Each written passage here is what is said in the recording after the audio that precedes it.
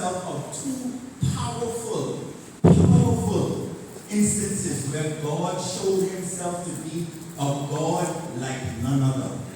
The first is when Elijah challenged the 450 prophets of Baal, where he set himself up against the false prophets of a nation, and he egged them on. He told them to speak to their God so that he can show himself.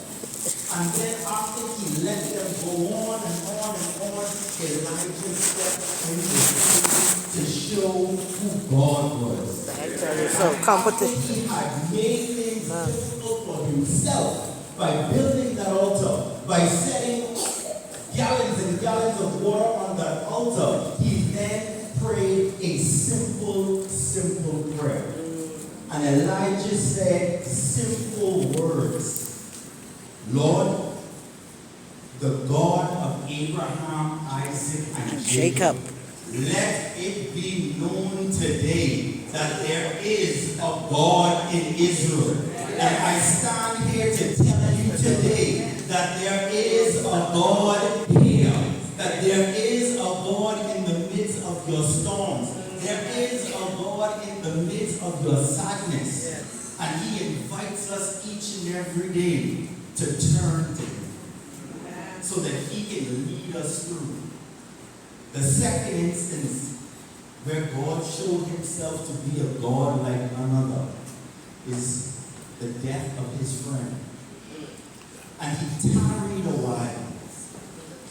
He could have gotten there in time, but he allowed Lazarus to fall into a sleep just so that he could prove who he was. And as he approached the tombs, as the onlookers and the loved ones said to him, Lord Jesus, had you only been here, we know that this would not have happened to our brother. But God knew what was on the line. And he allowed them to tell him, had he been here, what would have happened? And God stood before that tomb and he told them to roll the stones away, and he spoke simple words. Lazarus, come forward. And with those words, Lazarus came from his slumber to see the light of day, to see Jesus standing at the tomb, to see the person in whom life consists, in whom we may have life eternal. That Jesus is calling each and every one of us here today. He is calling us to a higher place. He is calling us into a deeper relationship with him. He is calling us into a deeper submissiveness to his word and to his leading. The only question remains is, will we submit? And will we allow